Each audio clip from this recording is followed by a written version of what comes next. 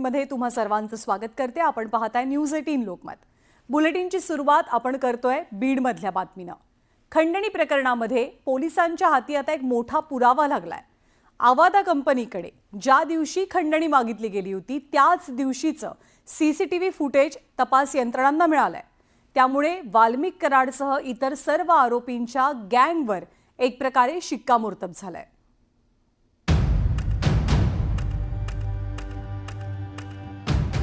या सीसीटीव्ही फुटेजमुळे पुन्हा एकदा खंडणी आणि संतोष देशमुखांच्या हत्येचा मुद्दा चर्चेत आला।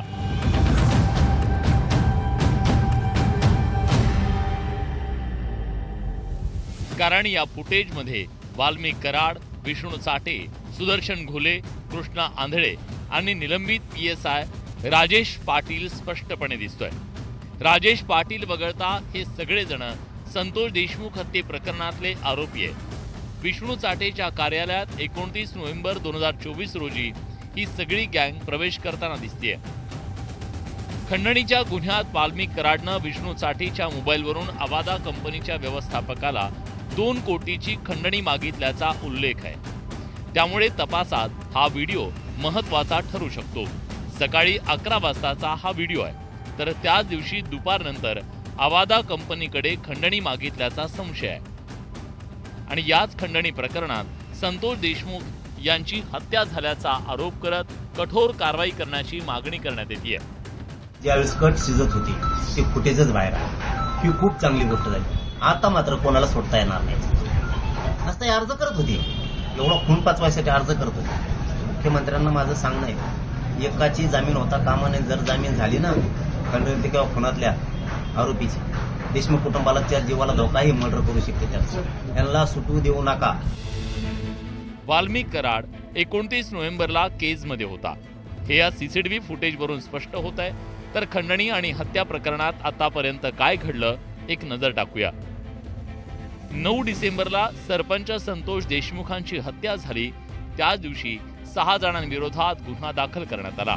10 डिसेंबरला जयराम चाटे, महेश केदारला अटक करण्यात आली। 11 डिसेंबरला क्राईम ब्रँचनं प्रतीक घुलेला अटक केली। 11 डिसेंबरला वाल्मिक कराडवर खंडणीचा गुन्हा दाखल करण्यात आला। 18 डिसेंबरला आरोपी विष्णू चाटेला अटक करण्यात आली।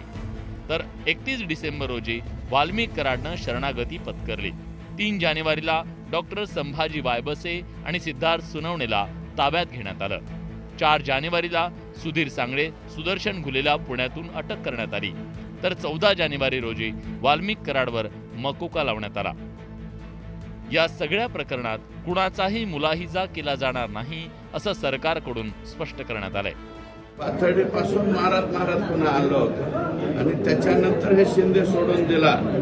त्याचं हे मला वाटतं त्याचं सीसीटीव्ही फुटेज आहे।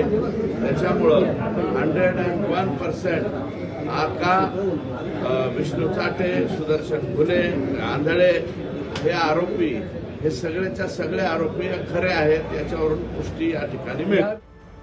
संतोष देशमुख हत्या प्रकरण आणि खंडणीचा तपास वेगानं सुरू आहे। त्यात हाती आलेल्या सीसीटीव्ही फुटेजमध्ये सगळे आरोपी एकत्रितपणे दिसतायत। परिणामी हे सीसीटीव्ही फुटेज मोठा पुरावा ठरू शकतं। Bureau report, news 18 Lokmat. आणि एकीकडे 29 नोव्हेंबर 2024ला बीडमध्ये विष्णू चाटेच्या ऑफिसमध्ये कटातले सर्व आरोपी जमल्याचं आत्ताच्या सीसीटीव्ही फुटेजमधनं आपण पाहिलं। तर याच भेटीचा व्हिडिओ आरोपी सुदर्शन घुलेनं आपल्या इंस्टाग्राम अकाउंटवरती अपलोड केलेला। अजूनही त्याच्या इंस्टाग्राम अकाउंटवरती हा व्हिडिओ पाहायला मिळतोय। त्यामुळे चाटेच्या ऑफिसमध्ये एकीकडे खंडणीचा कट शिजत होता, तर दुसरीकडे आका आणि टोळक्याचा बडेजावही पाहायला मिळत होता।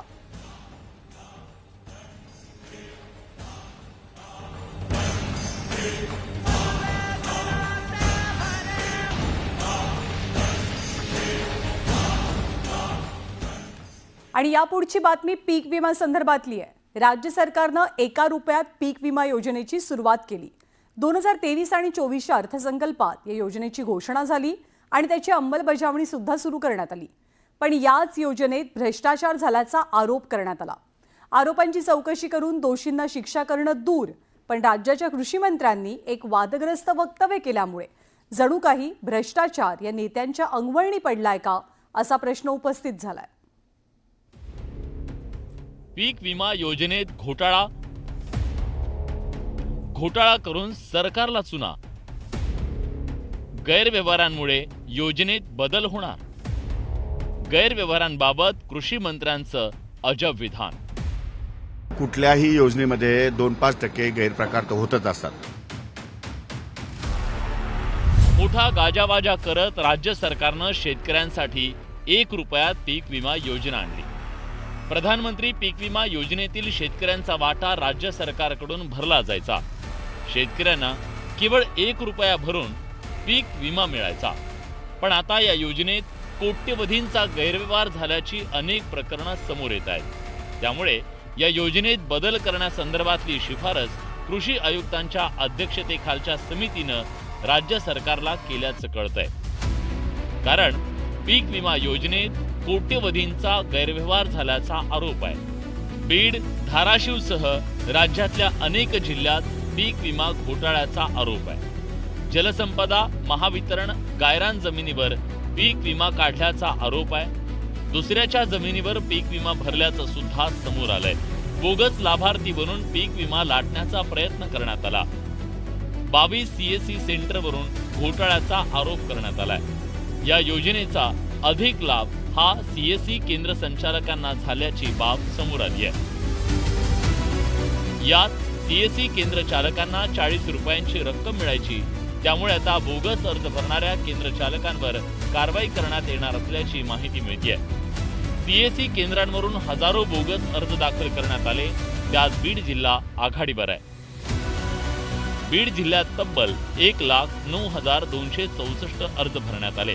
साताऱ्यात 53,137, जळगावात 33,786, परभणीत 21,315, सांगलीत 17,217, अहिल्यानगरमध्ये 16,864 आणि चंद्रपूरमध्ये 15,555 बोगस अर्ज भरण्यात आले. राज्याच्या कृषी मंत्र्यांनी गैरव्यवहारांची कबुली देताना एक अजब विधान केलं. हे बघा, कुठल्याही योजनेमध्ये 2-5% गैरप्रकार तर होतच असतात.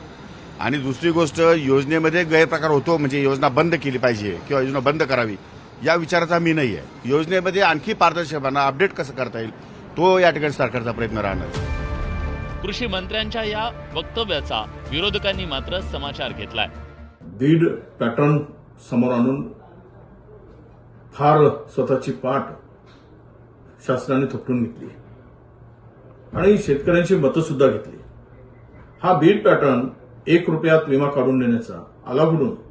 त्याचं उगमस्थान काय? त्याचं उगमस्थान भ्रष्टाचारातून आहे. सरकारी योजना भ्रष्टाचाराचं कुरण असतात ही धारणा तशी जुनीच आहे. पण नवं सरकार स्वच्छ कारभाराचा दावा करत असताना कृषी मंत्री प्रत्येक योजनेत 2-4% भ्रष्टाचार होतो असं सांगून एक प्रकारे भ्रष्टाचाराला न्यू नॉर्मल करण्याचा आणि त्याचं समर्थन करण्याचा प्रयत्न करत नाहीयेत ना, असा प्रश्न निर्माण होतो. शेवटी एकच आहे, म्हातारी मेल्याचं दुःख नाही, पण काळ सुकावता कामा नये इतकंच. Bureau report, news 18 Lokmat. आणि याच विमा योजनेमध्ये घोटाळा करणाऱ्यांवरती मकोका लावावा अशी मागणी केली आहे भाजपचे आमदार सुरेश धस यांनी. तर पीक विम्याच्या योजनेवरनं जयंत पाटलांनी सुद्धा सरकारवर निशाणा साधलाय. मला असं कळलंय की समितीने 350 कोटी रुपये काहीतरी भ्रष्टाचार दाखवलाय. समिती मुख्यमंत्र्यांना मी विनंती केलेली आहे की स्वतंत्र समिती नेमा.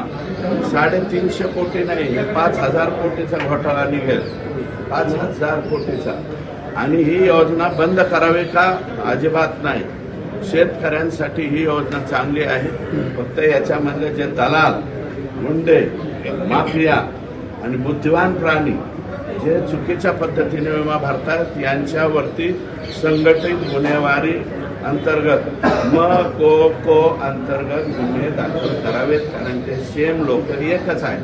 प्रचंड कोट्यावधी हजारो कोटी रुपये ह्या राज्यामध्ये प्रीमियम म्हणून भरण्यात आले आणि आज मात्र त्याचा परतावा शेतकऱ्यांना मिळत नाही, पण मुठभर लोकांना मिळतो. त्याचा हा एक भ्रष्टाचाराचा प्रकार आपल्या समोर आला आहे.